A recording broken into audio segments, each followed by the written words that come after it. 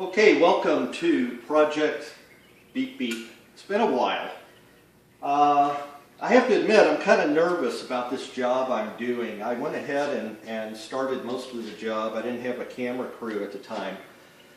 Hopefully it's all downhill from here. I think I showed you in the last video this door had a little bit of sag, and that's because the pin, if you see there, as I'm moving the hinge here, the pin is worn in the hinge. And you saw the rebuilt hinge, and I did a rattle can with Rust-Oleum surf.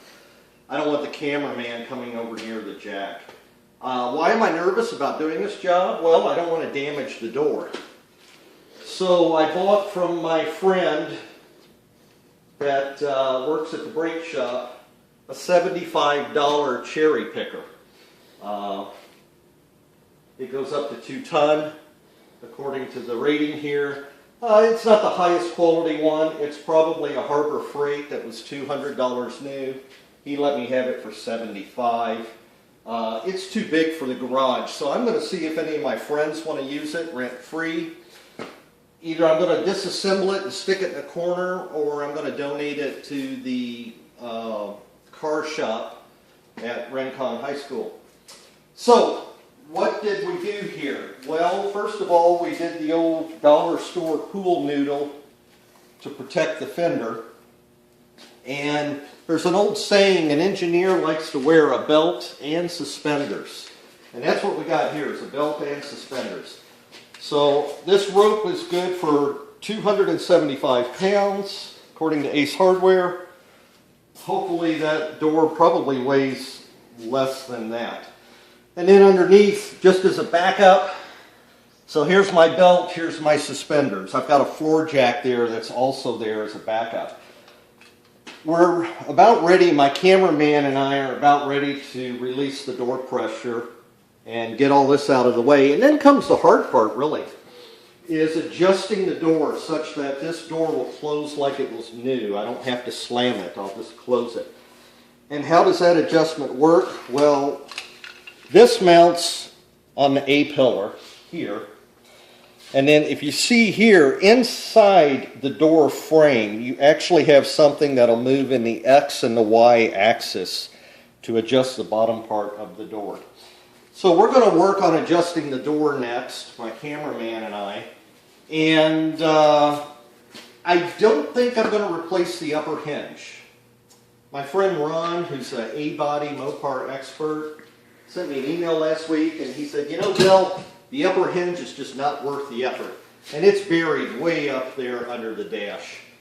Ron always changes the bottom hinge. And Jamie, my mechanic friend that runs the brake shop, says he's never changed the upper hinge. He's always changed the bottom.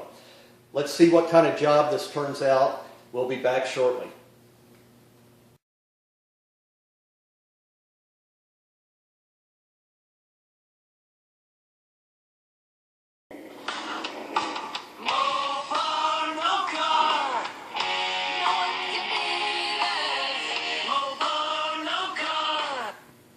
Okay, back to wrap up the hinge project.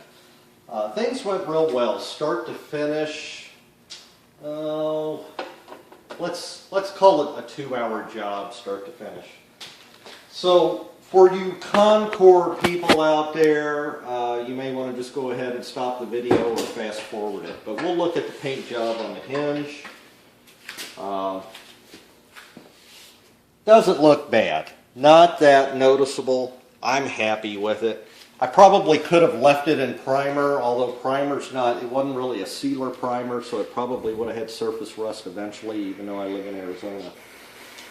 I had to call my friend Ron and my friend Jim to get some advice. I kept trying to adjust the door hinge, and I couldn't get it to latch.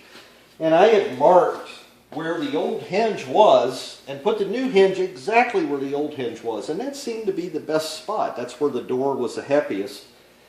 Come to find out that the striker here was angled a little bit down and forward. So we loosened, I loosened the striker, moved it maybe a 32nd of an inch and angled it up a little bit, and as you can see, door shuts with ease. Before, I would have to lift up. Also, when I would open the door before, I had over a 1/4 inch of play. I could literally pull up and down on the door. It's fixed. So my friend Sean, who bailed me out on the brake bleed disaster, he's the one that came up with the idea of using the cherry picker and the rope sling, and of course, you know, I had the floor jack under there too, just in case the rope failed. Little final tip for the average guy, the pool noodle that I bought at the dollar store, which cost $1, that I protected the fender and the bottom of the door with. Well, now it's going to live right here on the floor jack handle. Don't have to worry about banging the bumper now when I jack up BeepBeep, and hopefully that's going to be a while. I was getting tired of taking the front wheels on and off of it. So this will wrap up the Hinge project. My cameraman asked me, well, what's next for BeepBeep? I've got an exhaust manifold leak, and I'm going to bring in reinforcement for that job.